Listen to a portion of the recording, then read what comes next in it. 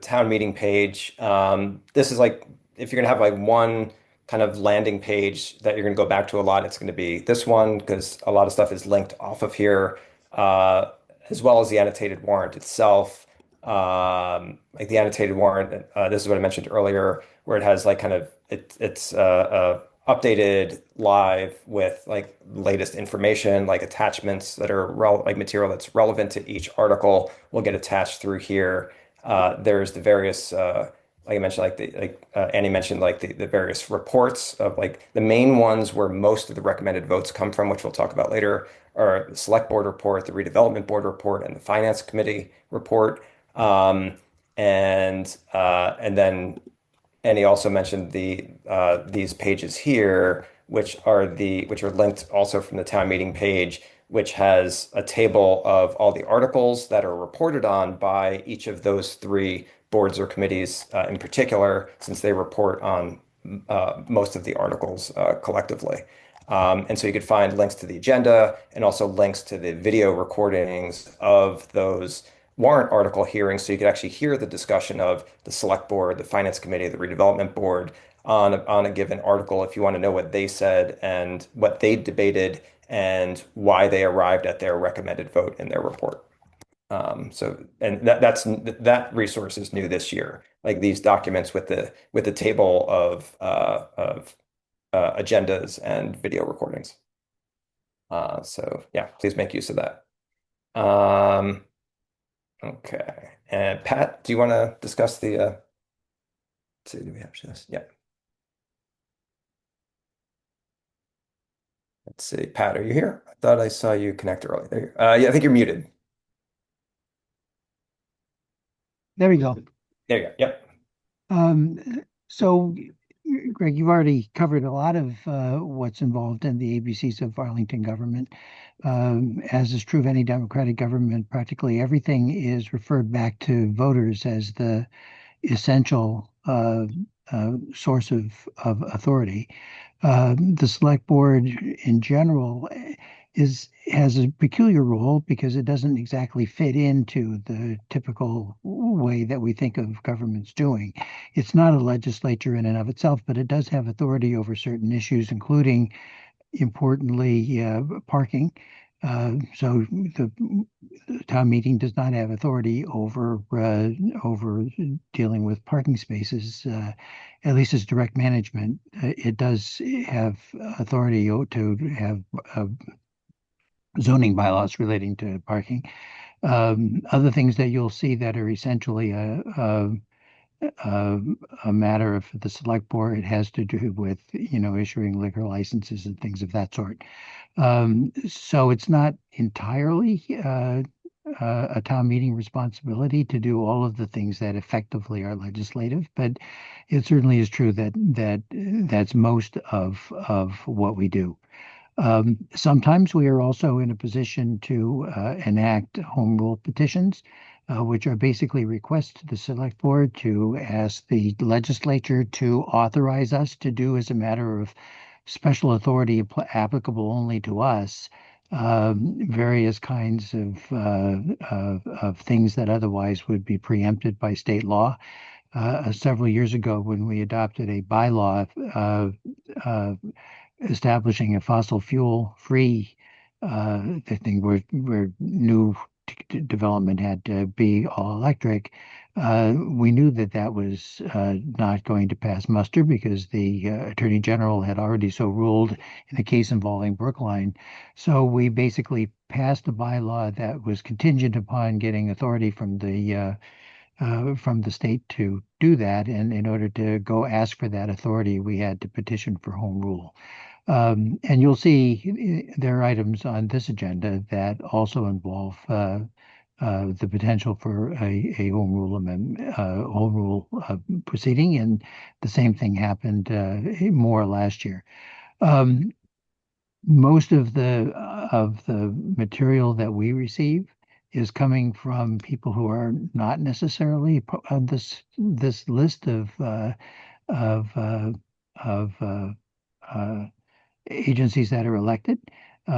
We have So the Finance Committee, for example, is technically a committee of town meeting, and it's appointed by the moderator. The redevelopment board is a statutory board required by state law, but its members are selected by the select board. So the major sources of recommendations that we have from the town government are the select board, which is elected, and these other two, which are not. The school committee is operates more or less by itself. It presents the superintendent will present to us a budget request that is made by the school committee. We do not have the authority to go in behind there and pick and choose particular line items. We are required to either approve or disapprove the budget proposed by the school committee. But that obviously is a huge portion of the town budget, and so it's not always highly contested, but it is very important. So the government is kind of one of the things that we all ought to recognize under behind all of government is a zillion different committees and boards, all of which are providing different kinds of advice that in some way are affecting what we do. There are many, many boards and commissions, and I think that their work is all showing up in what we see. There's a planning committee. There's a capital planning committee, which includes both volunteers and members of town government. There's a separate committee that deals with community block grants that we don't have authority over, but we generally do express an opinion. And the same thing and the CP, the I'm suddenly getting a senior block on what we do with the extra money that we get from a surcharge on our taxes that we have a separate committee that is reporting on. It's So the it's complicated, Community but Preservation Act, Pat. there it is. Yes. Preservation. And so there's a lot of work that goes behind the scenes and a lot of simplification actually by the time it gets to us, but it's still daunting and challenging enough. And I think that one of the cool things about being a member of town meeting is just seeing all of this happen, understanding how more and more how our government works, and getting an appreciation both for each other and for all of the other people who make town meeting work and the town work as well as it does. So that's all I have. Great. Thanks, Pat. Adam, you want to tell us about the warrant?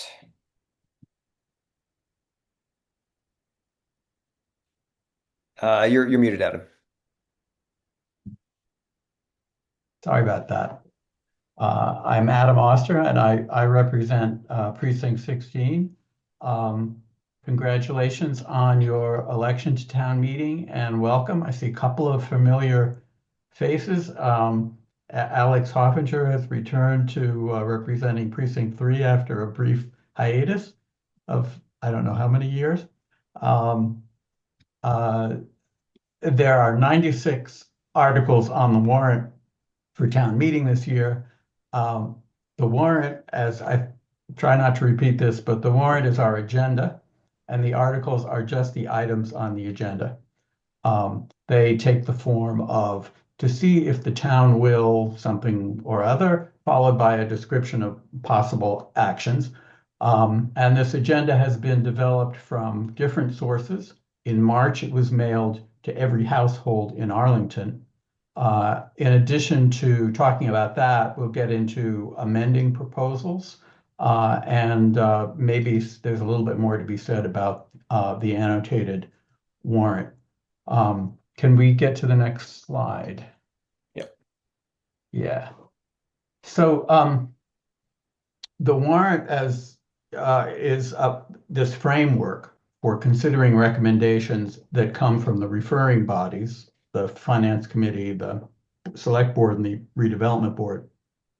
And we'll get into that a little bit more. But the specific proposals for action are not in the warrant, they can be found in the reports of the referring bodies.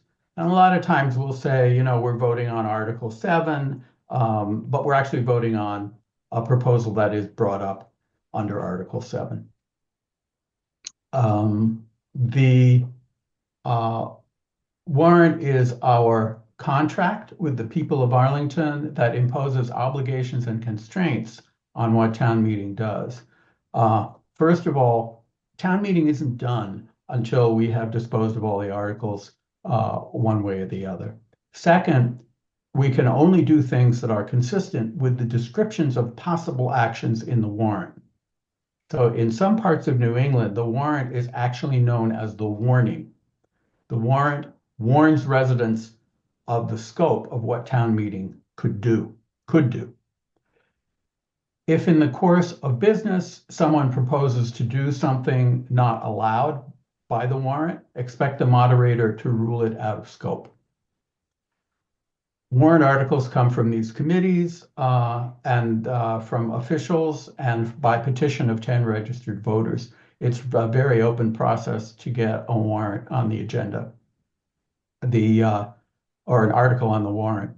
The town holds workshops on drafting warrant articles, usually in the fall. And the warrant has a period when it's open. It closed in February. So the warrant as an agenda is only a framework, but the proposals are discussed by one or more of these referring bodies. Their recommendations are in the reports, and they typically either are favorable reports on a particular action, whether that is an appropriation of money or a bylaw amendment, or a recommendation of no action, which is exactly what it sounds like. These recommendations always follow a public hearing. It's been the practice at town meeting to bring the recommendations of the referring bodies before town meeting automatically without anyone needing to make a motion. So if we get to the agenda to Article 20, which is canine control, the specific proposal to amend Title 8 of the town's bylaws that's recommended by the select board will be before us. That's a detailed proposal that you'll find on pages 39 to 42 of the report from the select board. And I'm only mentioning that as an example. But once we reach that point, it'll be possible to debate the proposal, propose amendments to it, and to take other actions. So the proposal's not in the warrant. It's not printed in the warrant. It can be found in the written report of the referring body. And we do this for every article on the warrant. When we get the chance, let's go to the next slide. I'm just going to talk a little. I just want to point out very briefly the distinction because it's an important one, and it's very easy for folks to get tripped up on this point. So I just wanted to point out, like, so the Article 20 that Adam mentioned, like this is the article text, which is very short and does not have a whole lot of detail or specificity in it. And that's the article text that defines the scope of the business that can be discussed and voted on by town meeting under this article. And this is the actual recommended vote of the select board. And this recommended vote has a bunch more detail in it because it specifies the exact like textual changes to make to the town bylaw to affect this change. So you see there's way more detail in here than in the article text. And this is the recommended vote that town meeting will be debating and voting on. Adam, go ahead. Sure. So a request, we've got a proposal before us at town meeting. A request that town meeting then change some of the words in the proposal before us is called an amendment. And that might involve changing a quantity, deleting a paragraph, adding something, a new section or something like that. An amendment that would replace one proposal with another is often called a substitute motion or an amendment to substitute. The same rules and considerations apply to it. Still has to be within the scope of the wording of the article. as town meeting members, you have the right to propose changes, but you also have the right to have the time to consider that. And to respect that right, the moderator, he can correct me if any of this has changed from last year, but generally will not allow complex and lengthy amendments made from the floor at the last minute. Instead, he has enumerated three possible ways to propose amendments. Short amendments, like 30 words or less, that are straightforward, can be made from the floor. And More complex, you can find the details of this. Let me just, sorry to interject, on right, the town sure. meeting page under the section town meeting guidelines, procedures, and forms. The first link under here is town meeting guidelines, and this document here, it's only about 7 or so pages, and it covers so the three ways of introducing a motion that Adam's referring to are enumerated here in a bunch of detail. Adam, go ahead. Sure. Well, I mean, the second is that more complex amendments may be considered if they are provided in writing to town meeting members at the start of the meeting. And, and if you submit your amendment by 5 p.m. on the business day before the meeting at which you will move the amendment, it can be provided to members electronically in advance, and the town, and not you, will provide the printed copies. And that's really the preferred method. It gives, you don't have to, go to a print shop and print up 250 copies, and everyone gets more time to think about it and understand it. So on the town website, you'll find these guidelines, and you'll also find templates that you can use for amendments and substitute motions. Um, And Adam, do the you want to cover this third one just for completion? what did I forget? Oh, because Short you mem mentioned like the first two, maybe you covered this earlier. The third means like short motions from I guess Yeah, you covered that first, but yeah. I Um, said 30 words. I see now okay, it says yeah, 20 words, 20 so words. I got And that I word. mean, I'm not counting the words. It's like there's just 20 words is somewhat arbitrary, but like I looked at a bunch of motions and did a little bit of like not so scientific analysis, and came to the conclusion that there's not a whole lot of complexity that you can really squeeze into 20 words. So that's what the threshold is. Yeah. Because we want town meeting members to be able to like the entire body to be able to follow along with that change, uh, even if we don't have it like in writing in a way that we can actually present like on the projected display at the meeting. So we need it to be really short so folks can understand what is being proposed if they don't have it in writing. Yeah. Right, so I'm almost done. Just a few more a few more words about the annotated warrant, which we've been referring to. Um, it's one of the tools that the town clerk has developed to help us track our work. And this is actually all the ongoing materials related to warrant articles organized by article. So you'll see, if someone has filed an amendment enough in advance, you'll have a link to it there. And other materials are often added as well. There'll also be links to these other documents, which are about the hearings held by the article's referring body. And that's sort of history at this point, but that document has links to the minutes and the videos of those hearings. And last year, I found that being able to view the discussions that some of the boards made on some of the articles made things a lot clearer for me. So if you're really sort of curious about something, it's often worth checking that out, seeing what the referring bodies were thinking when they made their recommendation. Um, I also I'll put in a personal plug for, in addition to the online stuff, uh, printed copies. Um, online stuff is tremendously useful, but I like to use it personally in conjunction with the printed materials. The zoning stuff in particular is complicated, and it involves cross references to tables and to maps, and good luck, understanding it on your phone. But however you choose to use the tool, and the printed version or not, I would offer you just some advice. Pick your issues. With 96 articles, you probably can't, become an expert on all of them. Although it's also good to do your homework and walk in with an understanding of sort of what's being proposed. Um, some of the proposals are lengthy, and if you wait until the night of to familiarize yourself with them, you'll not equip yourself with a clear understanding of what they say or what they would do. And you would be probably reduced to relying on what others say about these proposals, which isn't ideal. It's a lot, but it's worth doing the work. And I'm happy to take questions at any point.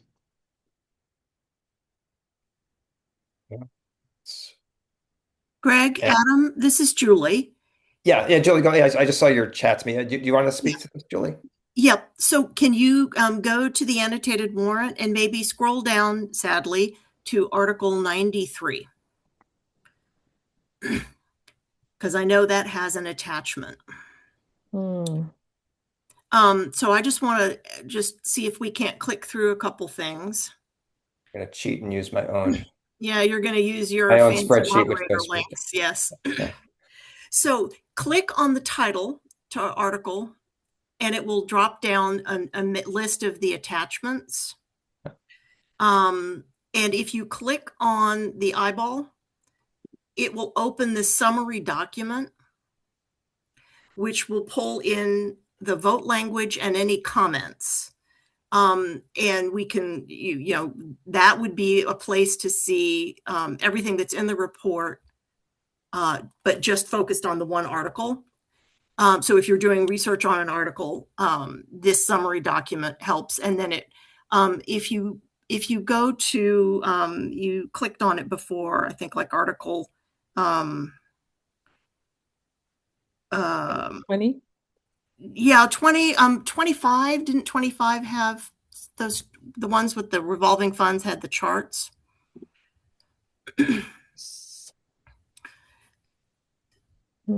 Yeah, so if you click, so what you're going to see is you're going to see that summary document will always be the first one. And then if there are other attachments, then there will be a chart and a link at the bottom to the report, if you want to go to see the full report, although I have pulled everything out. The last thing I want to show people is in the annotated warrant. There's a mini packet. So if you click on the PDF in the upper right, Does everyone see that? It's highlighted in green yep, right now. it Yep. turns green when you hover on it. If you click on that, it will download a weird cover sheet that we're working on with the vendor, the summary document, and all attachments. So you'll have, if there were 4 amendments with different issues and a presentation and 2 memos from town staff explaining, all of it would be downloadable as one PDF. Yeah, so So that downloaded to my computer, and I just open it up in a tab here so you can see it in the browser. Yep. And that will have multiple pages if you keep Scrolling down. scrolling. The cover sheet is weird. Okay. But then it would include the summary document with the vote language, a link to the report, and then any attachments. So that I just want people to understand, once we start populating, as people start filing amendments, the annotated warrant becomes a quick way to see what's going on about the issues that you're focused on. And this view, Julie, it's always going to be a downloaded PDF, right? No, if you click the eyeball, it gives you the option to open in a tab. And if you click the download button, I think the mini PDF always is a download. Yeah. Yep. But everything else you can open either as a download or as a tab. Yeah, and this is all new this year. It's a new platform that the town is using for managing like agendas and documents like this. So it's new to everybody. So everyone's in the same boat for better or worse, as far as learning this new system. Okay. Okay, great. Thanks, Julie. Adam, did you have anything else on this? That's it. I'm done. Great, thanks. Uh, Next slide. let's see. Did we cover? Yeah, we already And did we that. covered all that. Okay. Yeah, go ahead, Um, Annie. so I want to talk a little bit about finance articles and the finance committee and the budgets. So any article on the warrant that involves spending money is reviewed and voted on by the finance committee. The town budget all appears in one article, which is called Article 64 in this year's town meeting. And you want to go back to the next slide again. And that budget is assembled by the town manager, but it is reviewed and voted on by the finance committee. So essentially what is presented to you as the town budget is the finance committee's budget. We have the authority, rarely exercised, but we do have the authority to reduce a budget if we deem that is the best thing to do. Usually that's more of a conversation between us and the town manager knows what he's doing, so the temptation to amend it is not frequent. You should note that there is a education budget in the town budget, but that education budget is literally us giving a number from the general fund to the school committee to spend on the school budget. The school budget has several financial resources. Most of it is the general fund, but all we are allowed to do is give them the number. The school committee and the superintendent are the ones who devise the school budget and vote on it in its details. That's not true of other departments where the details are the town manager and the finance committee's development of the budget. You can flip back to the other slide. Okay. So I think it's important in addition to the operating budget, you will also be asked to vote on the capital budget and a separate budget for the Minuteman vocational school. Those are the budgets. Other finance articles are things like how much money are we transferring from one part of the budget to another? How much money are we accepting from the MWRA to do sewer and water system repairs? So on and so forth. Many of those articles that this year are on the consent agenda. They are on the consent agenda because they're the same articles we vote year over year.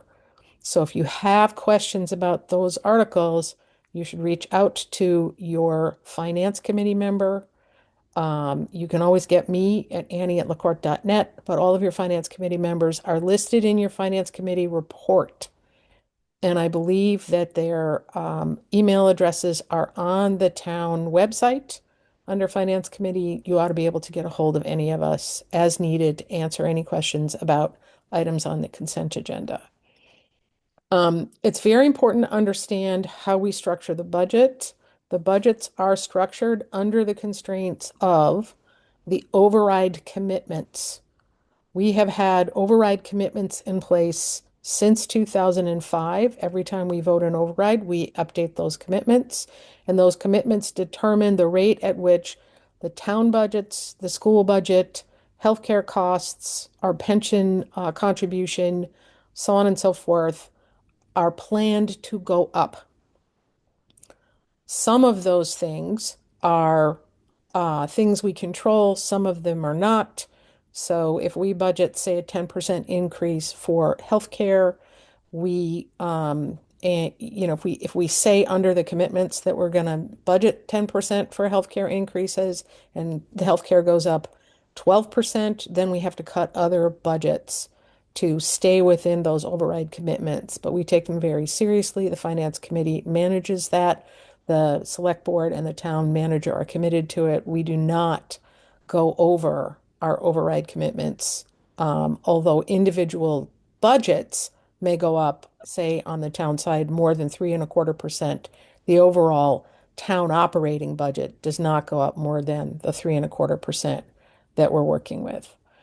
At the end of your finance committee report, you will find a copy of the long range plan. You will probably need a magnifying glass to read it, but it's unless you're online and can magnify it. But it's very important to understand that long range plan. That projection is how we see the future, what we see is coming.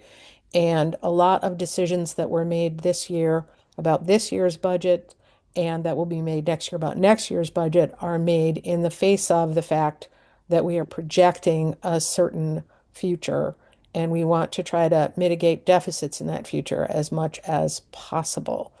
The Long Range Planning Committee has representatives from the Finance Committee, the Select Board, the School Committee, and the Superintendent and the Town Manager and various other staff members sitting on it, and they all get together to review this projection as needed, usually a couple times in the fall in most years, but in leading up to an override, we're usually meeting once or twice a month to simply look at what can we do to, mitigate whatever's coming. Okay, we got to go back to the slide, Greg, because I don't remember what I was going to talk about. Yes. The Finance Committee reviews every single department budget in detail. We literally have access to a budget book that tells us not only what are all the components of the spending of that department on the expense side, but every single person working for that department's salary and the ways in which they are increasing. We know if a position is added. We know what happens when a position is vacant and somebody is rehired, so on and so forth. Your report summarizes all of that. If you want to try to understand the details of one of these reports and you want to see what the Finance Committee seen and you want to hear what the Finance Committee discussed, then the previously displayed report on the individual hearings will answer that question for you. Yeah, if you go back here to the Finance Committee version of that. No, you were in the right place, Greg. Slide down, slide down, slide down. Right here, right? Yeah. Yes. Okay. This is shortly to be updated, so those forthcomings aren't forthcoming anymore.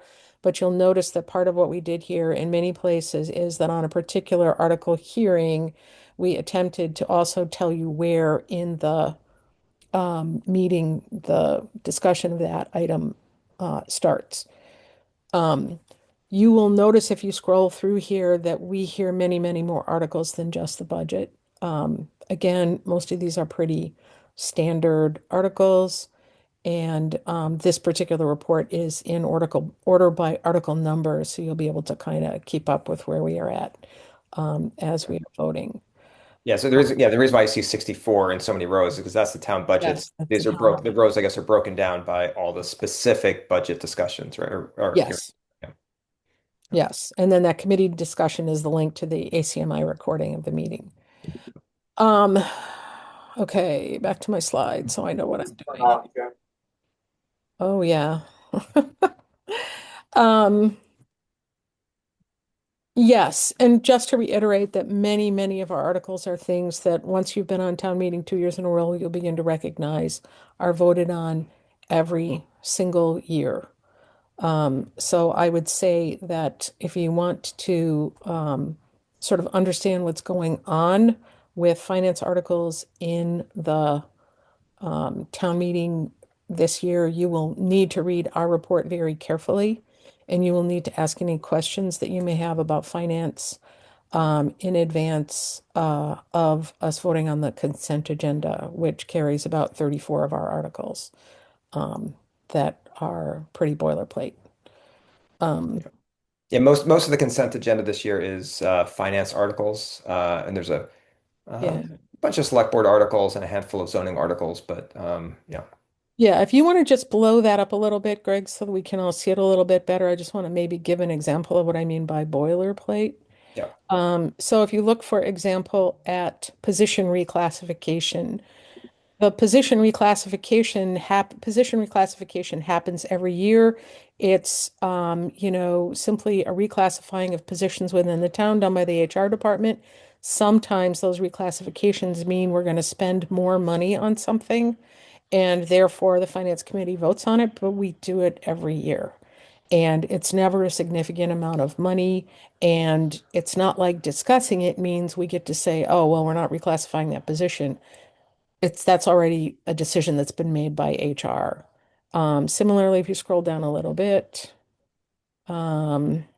So if you look at appropriation financing of construction or reconstruction of sewers and sewer facilities, we have to vote this article because the MWRA allows us to borrow interest-free a certain amount of money every year in order to work on our sewer and water and sewer infrastructure.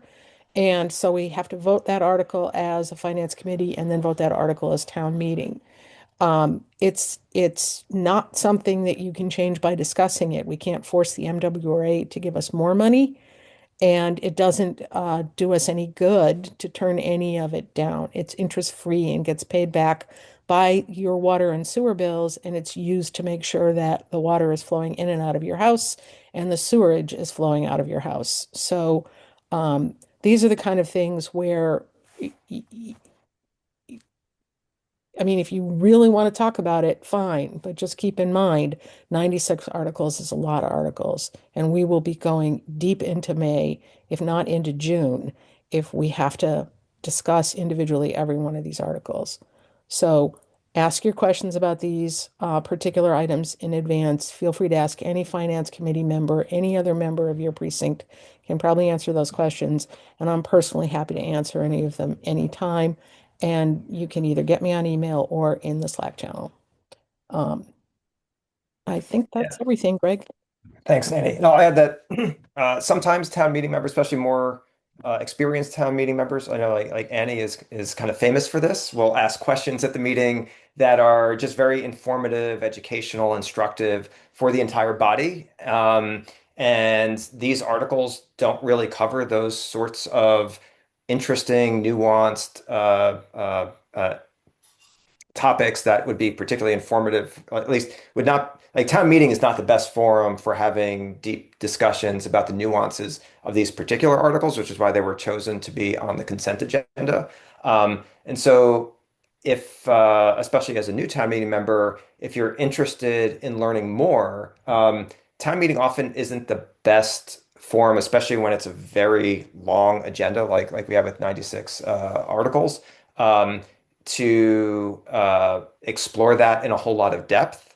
But certainly feel free to take Annie up on her invite to like email her or members of the finance committee about the details of this and have lengthy conversations about all the details if you're interested. Okay, so let's go back to the slides here. Yes, this is the town budgets, and so this is one of the slides I'll be presenting at the meeting when we get to that point.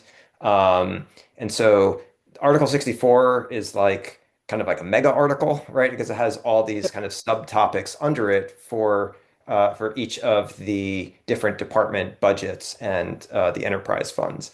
And so we don't have to have discussion on all of these, and the process when we get there, I'll explain it in more detail. Town meeting members at during the meeting can request. I'll run through each of these budgets in order and just kind of recite them. And town meeting members at that time can express that they want to discuss a particular budget, and I'll set that aside, and we'll have like an actual debate and discussion for that particular budget. And the scope of that debate will be just that one budget. And so this article, because it's so large and covers so many budgets, we handle in a special way. Yep. Okay, so back to me. So the role of the moderator. As I mentioned earlier, the moderator is the presiding officer of the meeting or the chair of the meeting. According to Massachusetts general law, the moderator at town meeting decides all questions of order. Now, you wouldn't want a moderator to just make kind of arbitrary decisions about like who can speak. So you want some consistency and regularity about things. One of the important starting points for having consistency is having a rule book. And the rule book that we follow is called Town Meeting Time. I don't have a self view on here, so I don't know what you can see in frame, but hopefully you can see a book that I'm holding up. It's called Town Meeting Time, which is a lot of town meetings in Massachusetts follow this book, but not all of them do. Some of them follow Robert's Rules, which is very similar. And This is the third edition that was published in 2001. And the only reason I'm mentioning that is that we have a warrant article this year to update our town bylaws to stop referencing the 2001 edition because last year the Massachusetts Moderators Association published the fourth edition, the 2025 fourth edition. And so there's some new content in here, but it's not like earth-shattering in its differences from the previous one. Just like a lot of outdated language was updated, and they removed some language or sections or footnotes that just weren't really very relevant to town meeting. There were important historical footnotes, but not really relevant to managing town meetings. So some of those were removed or shortened. And like there's a new section on consent agendas, which don't appear at all in the third edition from 2001. But there's nothing in here that's like a large contradiction from what was in the third edition. But for the time being, because our town bylaws specify that we used the 2001, the edition published in 2001, we're still using the third edition, but there will be a vote to update that to the latest edition. And let's see, so recognizing speakers. So a big part of what I'm doing when I'm moderating the meeting is managing the speaker queue. And so we only have one person speaking at a time. And yeah, so actually Pat mentions in the chat here, yeah, the fourth edition is the structure of the book has been reorganized, making it a little easier to consult, to kind of look things up. I largely don't use the paper copies like during the meeting or even offline for that matter. I usually use the digital copies because if I need to look something up in real time during the meeting, I'm not really going to have time to kind of flip through pages while the meeting is going on and there's like 500 eyeballs on me. But it's very quick to be able to look something up quickly in digital form. So yeah, I highly recommend the digital form, but it is nice sometimes to have the paper copy as well. Our town bylaws specify a speaking time limit of 7 minutes. There's some nuance and corner cases to that, but to keep it simple, 7 minutes speaking time per person per article. You can come up for a second appearance, but we don't need to get into the details. 7 minutes is a long time for someone to speak. If you have a presentation with like lots of slides and like material that you need to cover, 7 minutes can go by fairly quickly. But if you're up there just kind of speaking about something, like especially if you're speaking like extemporaneously, or you're just kind of reading from your prepared notes, 7 minutes for the audience is a very long time to listen to someone speaking on a subject, especially if you don't have like visuals to go along with it, to keep people's attention focused. So I'd say like most of the speakers, I haven't done like a detailed analysis on this, but like when I've looked at it, just kind of spot checked it, looked at like video recordings of town meetings. Like in our town meetings, like folks, like a speaker might speak for, like a town meeting member might speak for like anywhere between like 2 and 4 minutes usually is probably like the median. But like longer than 4 minutes, like it feels pretty long. So keep that in mind if you're very welcome to get up and speak, especially this being your first town meeting. But do keep in mind that it will be hard for folks to stay focused on your comments if you're speaking for several minutes. And I'll remind folks when they're getting short on time as well. Directing questions. So according to town meeting time, all questions are directed to the moderator.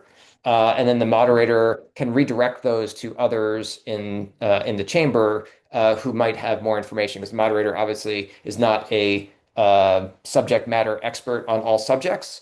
And so, but there are lots of subject matter experts who are present in the meeting that the moderator can redirect to. And like in recent years, I'd gotten maybe a bit lax about that for the sake of efficiency. So that if someone has like several questions that they have for the town manager about something or for a department head. It's faster if they can just ask the questions directly without me having to be in the middle of that. But then sometimes it can get kind of tense in the meeting, and that quick exchange back and forth between two speakers can start to feel like a cross-examination, which is why these rules kind of exist in the first place. So I'm going to be a bit stricter on that and have questions directed through me as the book says we should be doing. Let's see, the scope of the warrant. So this has been brought up a couple times already. I'll just review that the scope of business that town meeting can discuss and make decisions about through voting is limited to the articles that are enumerated in the warrant. Um, we have to cover all that business, as Adam mentioned earlier, and we cannot cover any other business. So someone can have a brilliant idea, a very creative, innovative idea of something we could do, but if it's outside of the scope of what's specified in the warrant articles, then we cannot discuss it, let alone like decide to do that. Let's see, points of order and questions of privilege. We tend to treat these pretty interchangeably, but which I don't remember. Is there? Okay. There was Adam. I remember you had prepared like a handout at some point. I'll try to dig it up um, before we adjourn. But like a summary of the different motions that can be made. I'll try to find that. But if you have a copy of Town Meeting Time, like in the inside cover of the third edition is a list of all the motions that can be made, and it's pretty complicated and technical. Don't worry too much about that at the meeting. If you're just kind of following along the first time around, and you'll pretty quickly, I think, pick up on the sort of flow and procedures and process of the meeting. So I wouldn't get too hung up on all these procedures, but there is a lot that can procedurally that can be done at the meeting. Um, the fourth edition, if you get a copy of that, does not have it on the inside cover because the printer for this edition was not able to print on the inside cover. So they printed it on the back instead. And so you'll find the same information here in the fourth edition that you find in the inside cover on the third edition. But Could points I of, make a suggestion, yeah, go Craig? ahead, Adam. Which you can correct, which is if there's something you want to do, and you don't know how, you don't know the parliamentary, ask Greg. I mean, ask anyone, but ask Greg. If you have to stand up and get recognized and say, "How do I do this?" Do that, or you That's can right. reach out to him before the meeting. That's right. Like the point of order is basically it's an interruption of the meeting. It interrupts everything else going on. And it could be used for various reasons. Plenty of legitimate reasons and plenty of not so legitimate reasons. Like, for instance, if the meeting votes, like, so someone can make one of the important motions is the motion to terminate debate. And it has various different names for weird historical reasons. We usually refer to it as a motion to terminate debate. Like, if we have like 100 speakers in the speaker queue, we're probably not going to, and each one of them is taking, say, 2, 3, 4 minutes. We're probably not going to get through all that list because the town meeting members as a like town meeting as a body will grow impatient with a debate that goes on for multiple hours, right? And at some point you just kind of run out of new arguments to be made, and that's an important point, which again I haven't been super strict about in the past, but I will be getting more strict about it, especially with a very lengthy agenda that we have this year. And we've always had this guideline. It's just kind of it waxes and wanes in terms of like how strict we tend to be about it, of like not repeating a point that's already been made.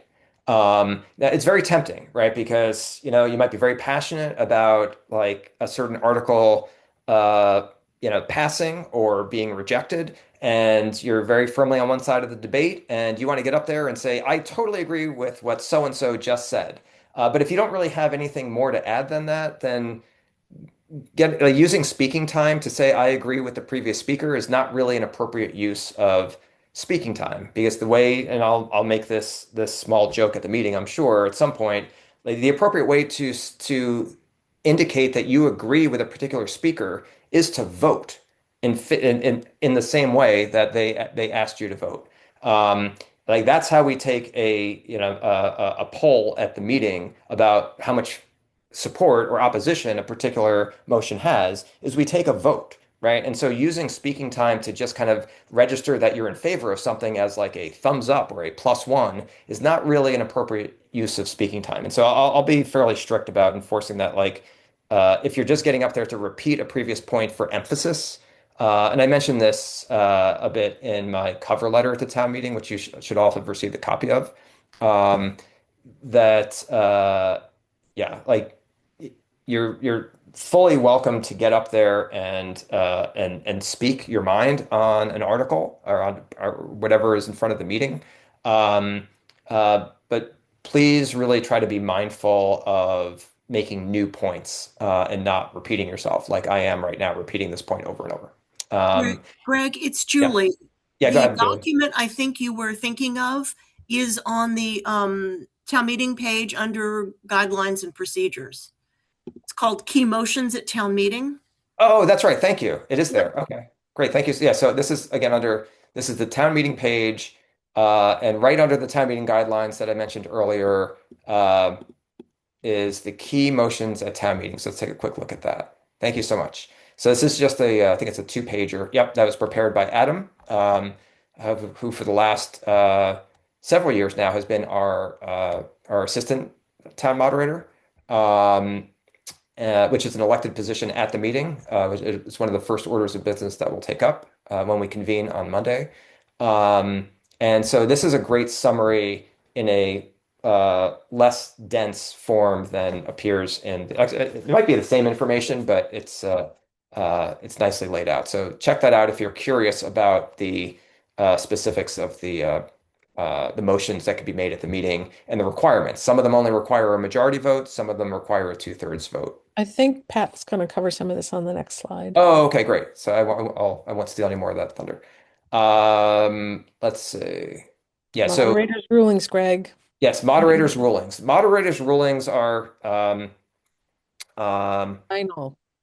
are what? What's it? Final. They're final. I was going to say final, but like, I mean, if someone wants to make a point of order, and like, I can imagine cases where I might reconsider something because I hadn't considered it. Like there were cases where Mr. Warden had pointed out, like he wanted to withdraw an amendment that he made, and I didn't realize that was a thing. And so I looked it up during the meeting, and a motion to withdraw is actually a thing that you can do. It just never came up before. I hadn't seen it come up before, and I hadn't read that particular section of the book before. So sometimes someone's going to have information that I hadn't considered, or I'll just get something wrong. Um, Now, just because I might be technically wrong according to like the rule book, but it's still the ruling.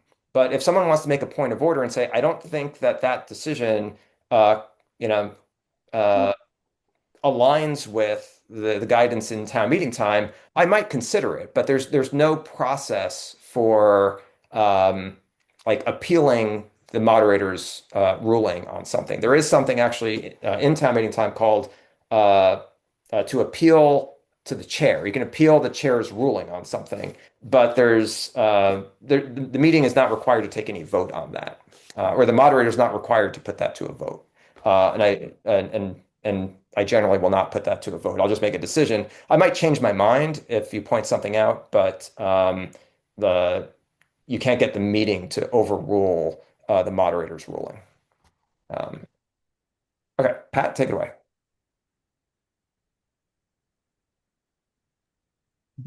I managed to get the audio off a little faster than before. So what I want to focus on are really two basic things in terms of, and I think there's another. Well, I'll start with the town meeting procedures. Um, We've already talked about who gets to talk and for how long. I guess for how long. Obviously, any member of the body has a right to talk. And any citizen of the town, a resident of the town, I believe, would have the right to talk if introduced by a member. Beyond that, if there was somebody who's neither a resident of the town nor a member, then it would be possible to introduce them, and with the consent of the body, they can proceed. That doesn't happen very often, but it sometimes happens, and it's rare. I can't even remember a time that we denied somebody the ability to address us. The scope of the debate is something that is determined by the proposal that is before us. And there's a heavy, I mean, with all of the time with all of the warrant articles that we have, and with the number of people we have to discuss them, it's important to keep the debate within the scope, not to wander off to irrelevant issues, and to stay within the scope of the within the scope of the motion that is before us. Sometimes the temptation is to get involved in conversations or indirect ones, if necessary. Sometimes with people with whom you agree or disagree, and it can be easy to get into personalities. It can be easy to get into things that really are not relevant. And I think everybody just needs to remember that the debate isn't for you. The debate and to make you feel good about having to express your opinion. It's to help other people understand the issue that is before them and to have a discussion that enables them to make a reasoned judgment and cast a vote reflecting that judgment. And if what you have to say doesn't contribute to that, then probably it is at least challenging the question of whether it's in scope. Debate can be terminated the way Greg just described, and I won't go into that again. I think everybody in the room begins to have that feeling when it's getting to be about time. And I've seen prediction markets practically develop over which person in the line is going to actually offer the motion to terminate debate.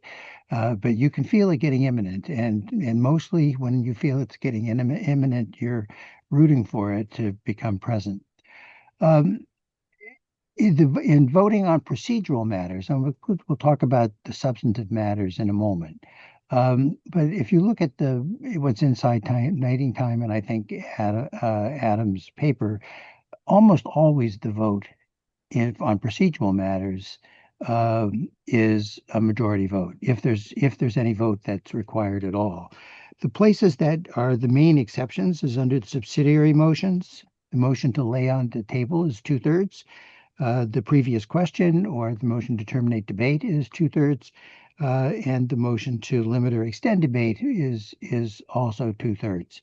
The one that is mostly in our meetings has been formal, has been laying on the table. That can be done in order to actually finally dispose of an article. You can lay something on a table and then throw away the table. But typically you don't do that. Typically laying things on the table means essentially controlling the order in which things come up. For example, if the superintendent of schools can only be there on one night and not another, sometimes you'll lay everything on the table that is between the current article and the budget article that the superintendent wants to address. And then after they've addressed it, you can take things off the table and go back to the main point. But terminating debate is pretty important, and that requires 2/3, and sometimes it gets it and sometimes it doesn't. And so that really is something that matters a lot for us. Yeah, Um, no, I'll just add to that because like sometimes like town meeting members will reach out to me and say, um, it's like they don't like the idea of terminating debate, that they might find it like either rude to cut someone off who was waiting in line to speak, or it's like anti-democratic or it's anti-free speech, right? Because it's limiting the right to speak. The Well, first, a quick point about that, aside on that is like the First Amendment doesn't apply in this case because this is a legislative assembly with an agenda. And so the First Amendment generally doesn't apply to that.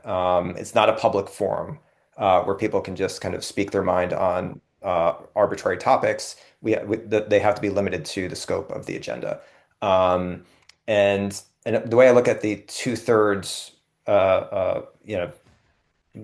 vote to terminate debate is that the logic of this is that less than 1/3 of the meeting does not have the right to hold more the other more than 2/3 of the meeting captive to a debate that they do not want to have. And 2/3, it's a pretty high threshold, right? And so yeah, so you have to respect in this case the supermajority. Pat, go ahead. So I've already talked a little bit about tabling and postponing. Those are basically controlling the order of things that come up for the convenience of the body. Reconsideration is a little different. To to move for reconsideration, you have to have voted with the prevailing side. So if you voted against something, you can't just now move to reconsider it. Um, and secondly, is that typically we follow a rule where a notice of reconsideration or a notice of potential reconsideration, because often no actual motion is forthcoming, is supposed to be given at the meeting where the action was taken. So sometimes this will seem mysterious, but there will be a lot of people who, like from the Finance Committee, often does this, where they move to reconsider not because they're expecting to reconsider, but because they want to keep the matter open in case there's something that needs to be done later on. So there will be various things which are hard to understand as people begin trying to get out of the hall, where the notices of reconsideration are made, and occasionally a reconsideration is forthcoming. I'm going to go back now to this. I promised the substantive thing on the quantum of vote, and it, that's a little more complicated and a little more interesting than just the procedural things. The first thing is to notice is that I think what Greg just said is that no vote may be received after the moderator has declared the result. So you can't do as they do in some other legislatures, where after you voted, you organize your votes to make sure that your record is what you want. You always have a problem or a question of the quantum of votes, and usually this is determined by state law primarily, and there's no pattern to it really. It's true that financial articles are sometimes to have a two-thirds majority, where most things are simple majority. And sometimes that's true for disposal of land, but it can also be true for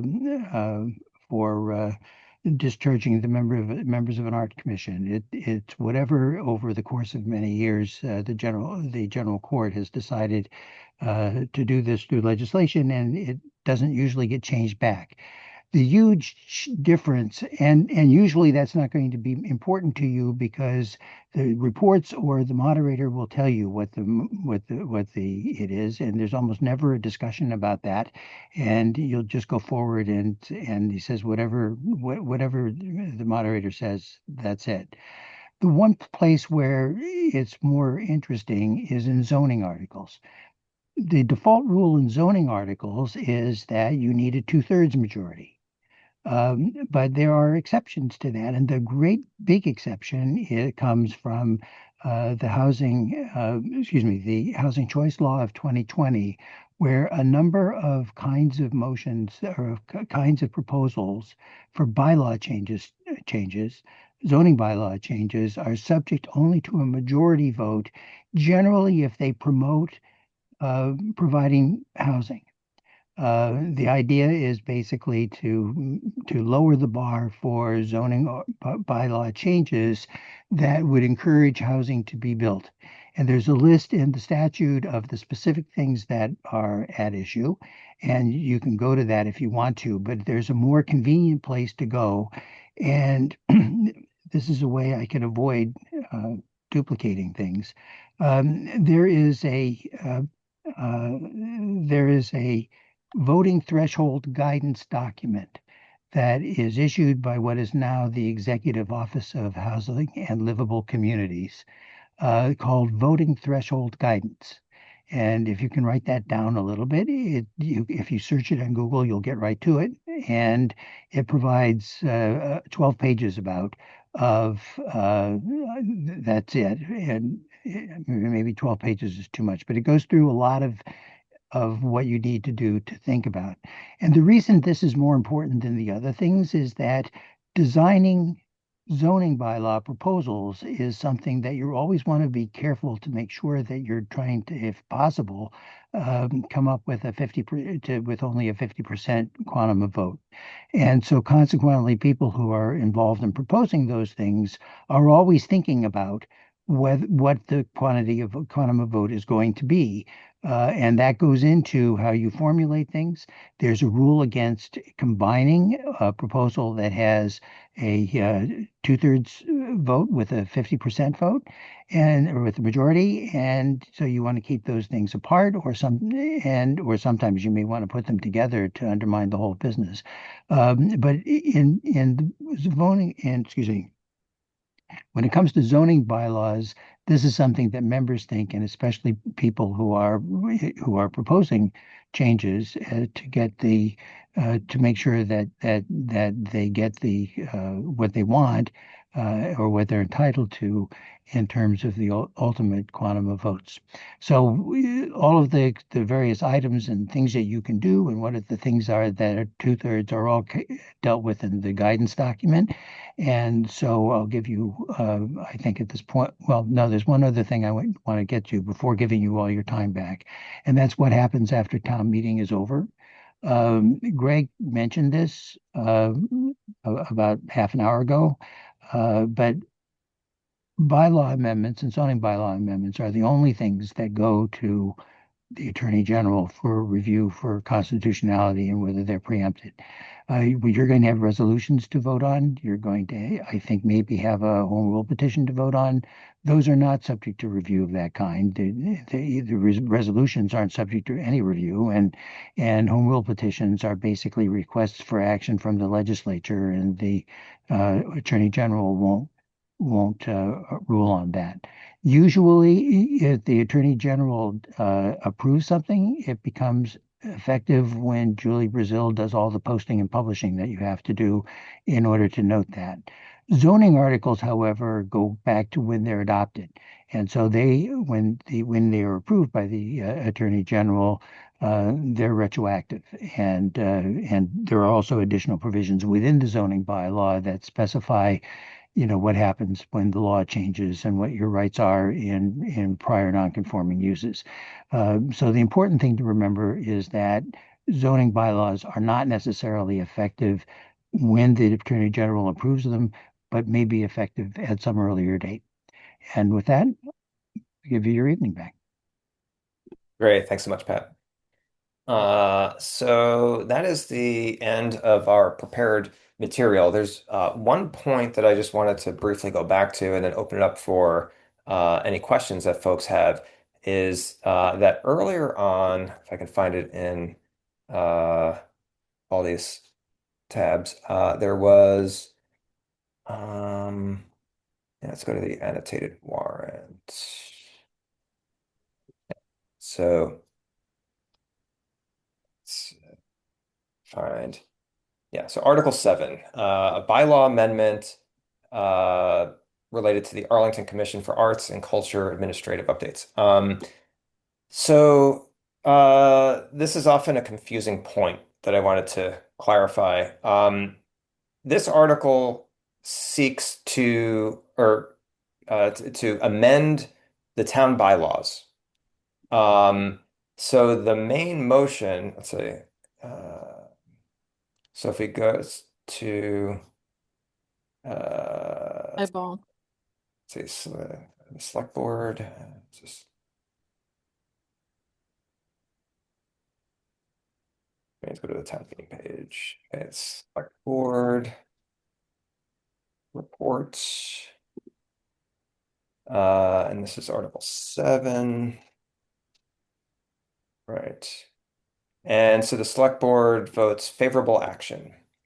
So the main motion that'll be before town meeting initially will be the recommended vote in the select board report for this article, right? And so the actual vote language is you'll see it under recommended vote that the town does and hereby amends such and such sections of the town bylaws so that it reads, and then the underlined sections are the ones that would be added by this motion, and the ones with strikeout would be removed from the town bylaw. There's some renumbering involved, and so on. And so the point here that I want to make is that the recommended vote becomes the main motion under Article 7 at town meeting. when we get to Article 7, which will hopefully be on the first night.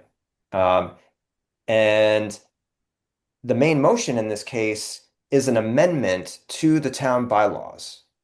So let's think about that. It's the main motion is an amendment to the town bylaws. Now, a town meeting member can get up and say, well, actually, I want to change some other language in here.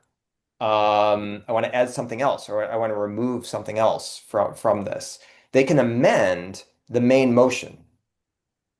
Now, that amendment is it's a change that's being made to an existing motion at town meeting.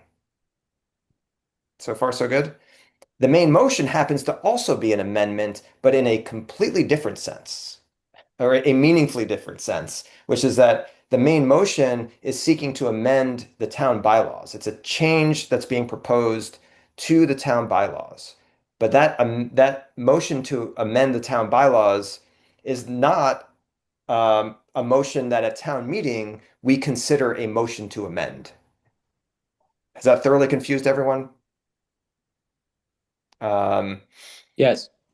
okay. Thanks, Jagged. Um, So I guess to make a long story short, when you see an article like this happens for some of the select board or the articles reported by the select board, like Article 7, where it's a bylaw amendment, you'll see similar ones in the redevelopment board report, which will be amendments to the zoning bylaw.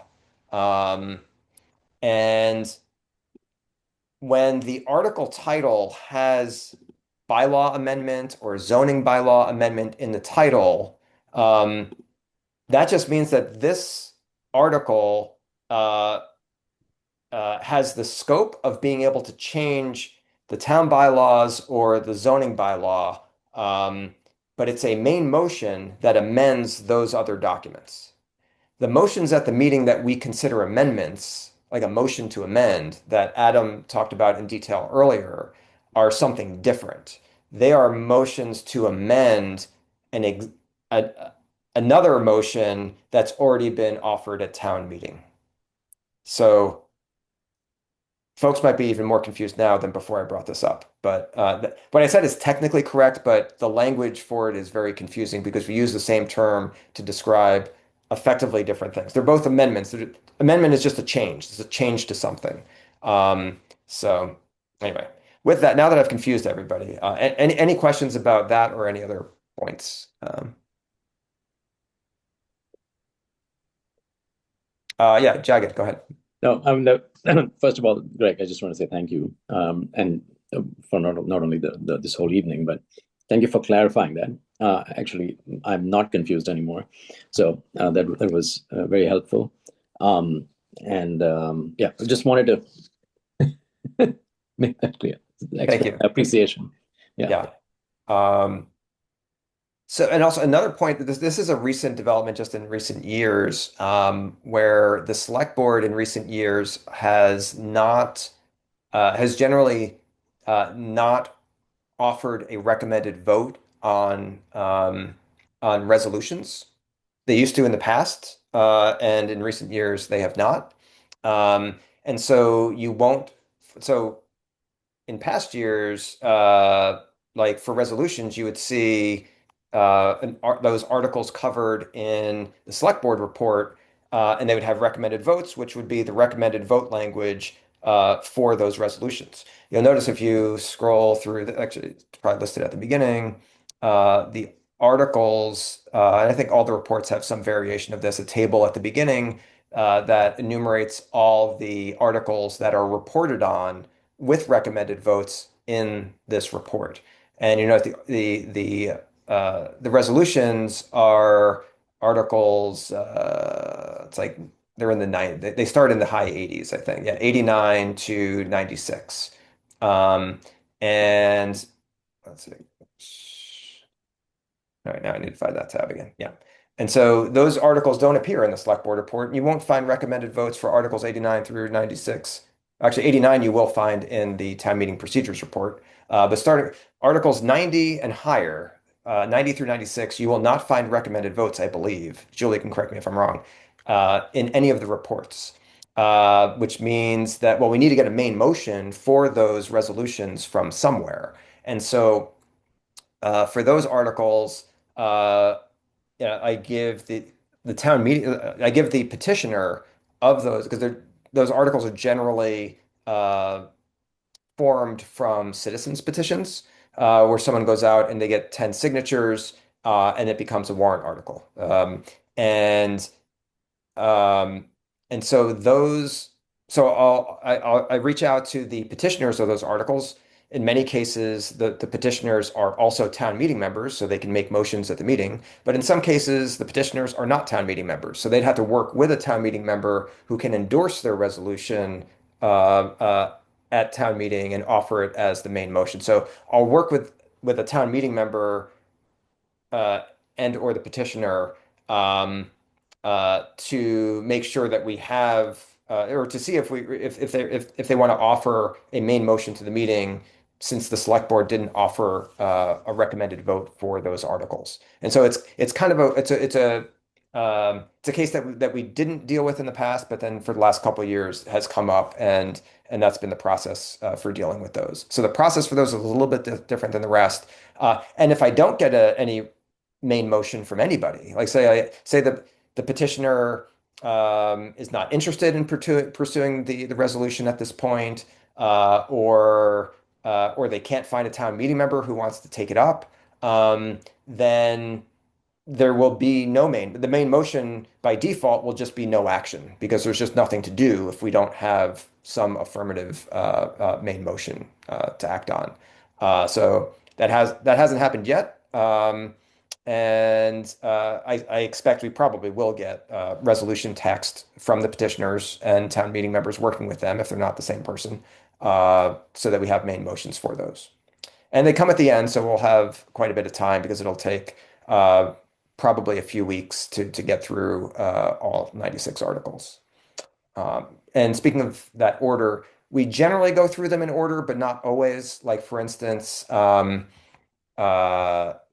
one of the articles is for the Minuteman uh, vocational technical high school budget or the appropriation for that, and so we invite the superintendent of the Minuteman School to town meeting to give a presentation on the budget and the programs that they're doing that need the support of that budget. And so we have to schedule that in advance. So there's some articles like that, not many, where we have to make kind of scheduling arrangements, and we'll take those articles out of order in order to accommodate the schedule or the schedule of the presenters, especially in the case of like the Minuteman budget, because that the superintendent usually has to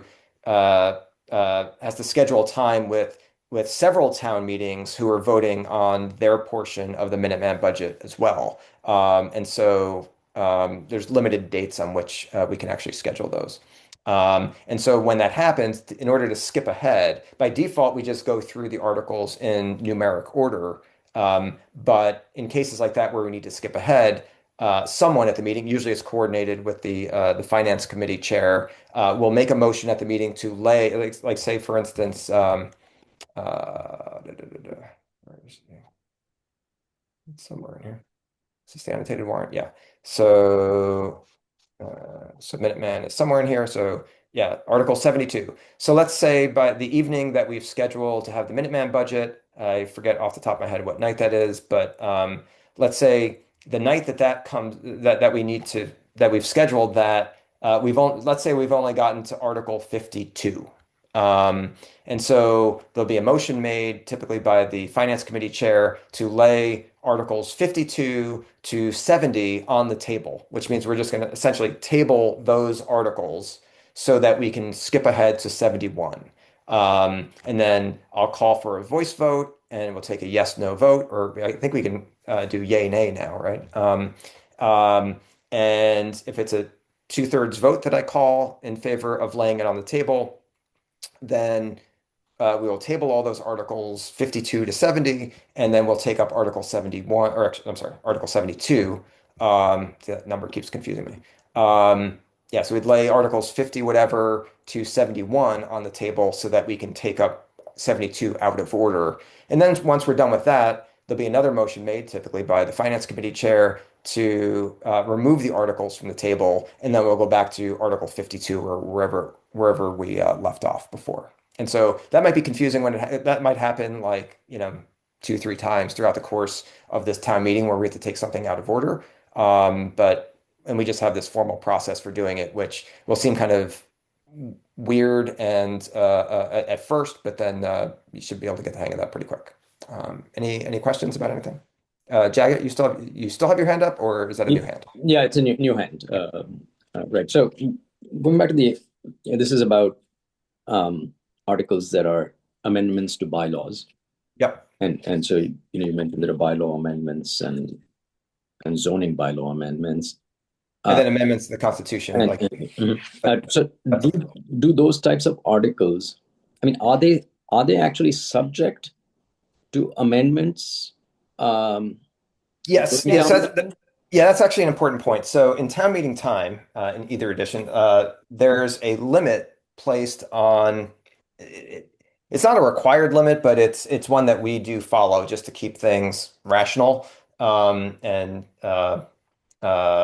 is you can, if you have a main motion, you can have a substitute motion that completely rewrites the motion, right? You can have an amendment, and a substitute motion is really just kind of it's the most extreme form of an amendment, right? Because it amends everything about the main motion, and which is why we classify it as a different kind of amendment, even though it's really just kind of an amendment on steroids. So you can amend the main motion. You can amend an amendment to the main motion. And again, just a side point, like regardless of whether the main motion is an amendment to the zoning bylaw, or the town bylaws, or whatever, like that doesn't matter for the purposes of how many amendments you can stack. I see. It doesn't, right? If it's an amendment to the zoning bylaw, like that doesn't count toward the limit on how deeply you can stack the amendments. It doesn't count, right? So you have a main motion. You can think of, you stack them on top, right? So you have a main motion sitting on the bottom of the stack.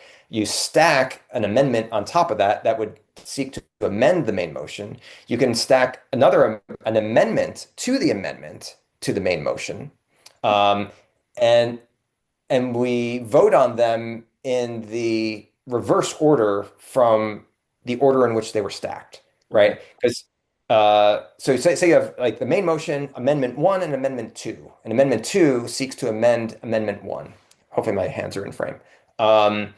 We will have debate on all of those motions together. And this is the point where we actually deviate from town meeting time because it's our tradition in Arlington that if we do it by the book, we're supposed to have separate debate for each of the motions.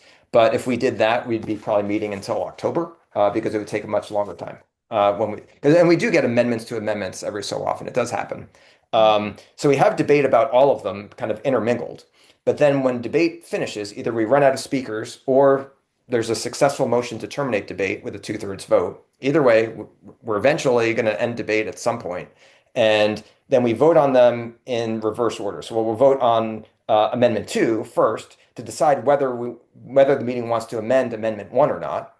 And then we'll vote on Amendment 1 to determine whether that should amend the main motion or not. And Amendment 1 might have been amended by Amendment 2 or not, right? And then after that vote, we vote on the main motion, which may or may not have been amended. But the amending has already happened in the past. And so now by the time you get to the vote on the main motion, everyone knows whether or not it's being amended or not, because that's already been determined. Okay. So, and yeah, thank you. And so in this scenario that the amendment is accepted, but the main motion fails, I mean, that could happen, right? Yep. Yes. Yep. Yes. So let me just jump in here for a minute. So I want to say two things. The first thing is that if we get to one of those complex votes ever in your time on town meeting, don't worry about it. Greg is a Google engineer and he will have a flow chart. Okay. And his flow chart will be accurate, and you just vote in the order in which Greg tells you to vote. And he'll tell you what we had 11 amendments or like 11 motions for one article at one point, or 11 or 12. I think we had more. Yeah, it might have been more. Like where there were multiple substitute motions, and then there were a bunch of amendments on the substitute. Yeah. Oh, but why don't you finish what you're going to say, Annie, and I'll get back to but then on top of that, I would just like to mention that, it's not an unusual thing to have happen where people are being strategic about their choices about how they vote. So you have, a stacked set of amendments proposed, and people are voting yes and no on those amendments based on doing the least harm to what they hope the outcome is.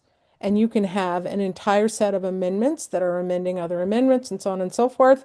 And then we vote them all down because we want the main motion. Or vice versa, we vote all kinds of amendments, but we still vote down the main motion. It's Mm. just not an unusual thing to have happen. Okay. No, thank So that's helpful to understand. it is You know, the like, for instance, like to make it concrete, with a hypothetical, like say there's a main motion that like, and we won't know this until after everyone votes, but say in Mhm. retrospect, like that like overwhelmingly town meeting members did not like the idea of this main motion, right? But there might have been like an amendment that was kind of watering down a main motion that they don't like at all in Mhm. general, right? And so you can imagine like the amendment might pass overwhelmingly because so many members want to water down this main motion that they don't like, but then they get to the main motion and they vote that down, right? still And vote it down. Yeah. that can Mm. happen pretty Okay. quickly. Yeah. Yeah. It becomes a what is the least harm to my cause kind Mhm. of method of voting. Right. So Yeah. No, um, thank you. Because I'm anticipating that when it comes to zoning, mhm. that we might encounter a number of these kinds of situations. Oh, yeah, not so much this year, but in years past we have on multiple occasions. Yeah. It's usually a zoning article that results in stacked amendments like this. Okay. Yeah, and Pat mentioned something in the chat that I'll verbalize here, which is that the most common case where we have a two-thirds vote that had a two-thirds a main motion that requires a two-thirds vote and it has amendments stacked on it or substitute motions. This most often happens, let's say, like with zoning articles. Um, we just, I mean, there's two-thirds votes also in some finance articles, but we tend to Mhm. not get a lot of amendments on those. And so, um, so if this happens, there's the main motion's a two-thirds vote and it has amendments on it. The amendments are always a majority vote Mhm.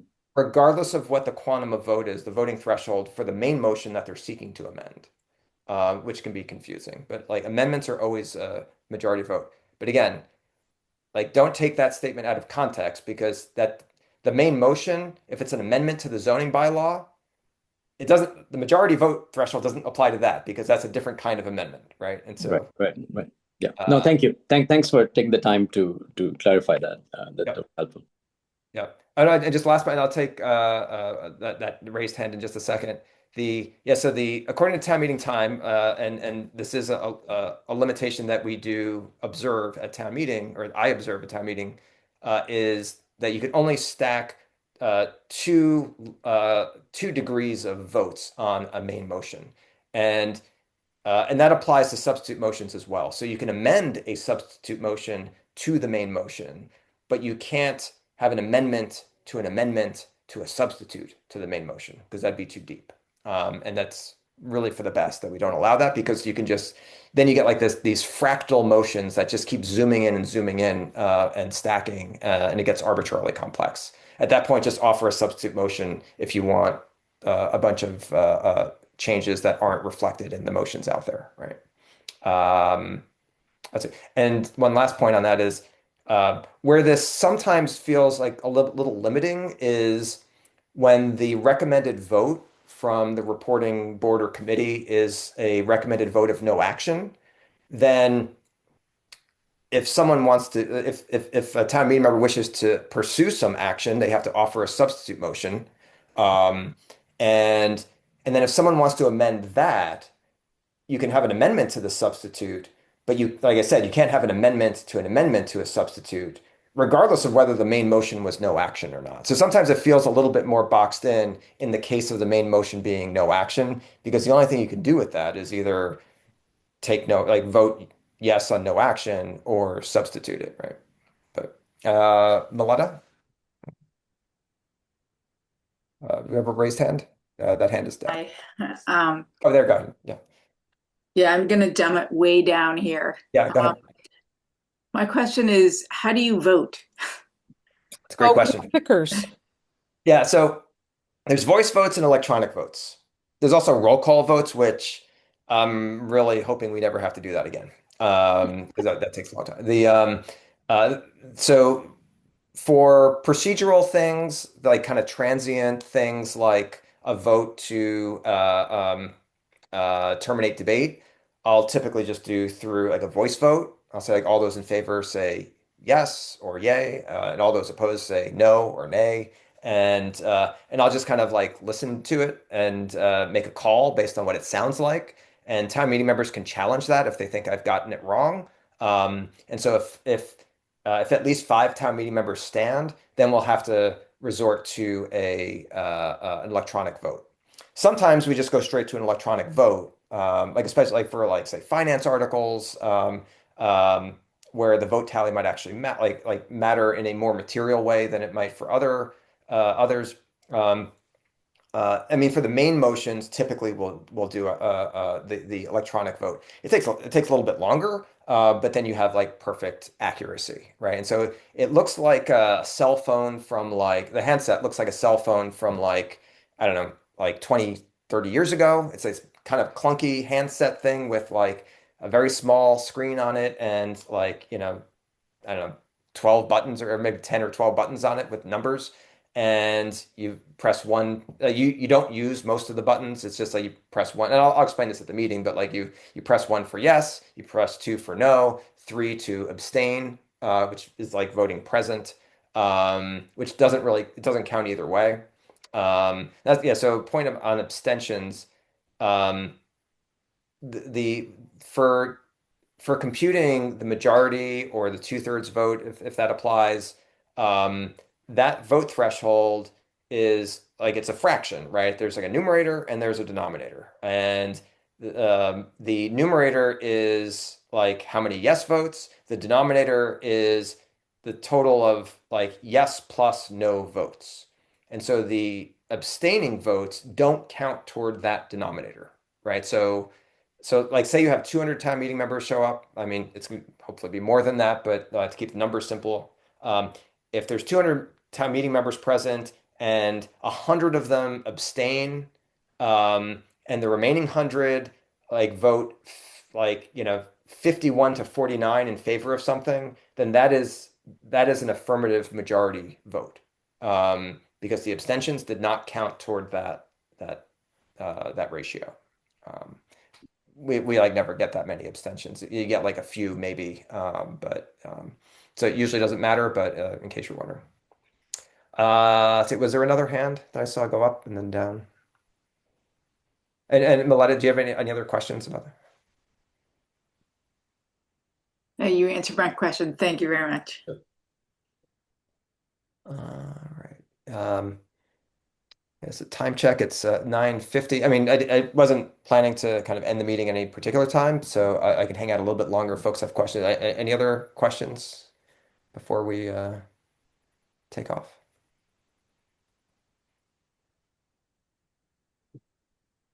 All right. Well, not seeing any questions. I guess I don't have to ask for a motion to adjourn. We can just decide to adjourn. It's just habit at this point. But oh, yeah, so about it, since I mentioned adjournment, we usually run. So we meet every Monday and Wednesday. We start at 8 p.m. We usually end around 11 p.m. Sometimes it's like a few minutes earlier. Sometimes it's a few minutes later, depending if we're in the middle of like embroiled in something that we're trying to get done. Or if we just finished like lengthy debate on an article and it's been voted on and it's like 10:50 p.m. Like we might not start the next article if it might be like a heavyweight article that like might just save that for the next evening and adjourn early. The meeting will let its will be known by kind of like uh, uh, vocally, whether they want to adjourn or not. And sometimes it is kind of contentious whether we should adjourn or not. But yeah, just expect to be there between 8 and 11 p.m. And like the one day that we take off is Memorial Day. I forget what day it is this because it's on a Monday, right? So we skip that one day. But then every other Monday and Wednesday we do meet. Um, Yeah, I guess that's about it. So looking forward to seeing everyone in person, because it is just in person at this point. There is no hybrid town meeting, but there will be a resolution that does discuss the possibility of hybrid. Looking forward to seeing everyone. Any other questions in the chat? Uh, Seeing none. So let's consider this meeting adjourned, and I'll get this posted online, at least the portions of it that we did record, and try to make that available relatively soon to people. All right, thanks everyone, and thanks to all the presenters you. for helping out with all this. Thank All you. right, Good night. all right, see everyone next week. Talk to you soon, Greg. Bye bye.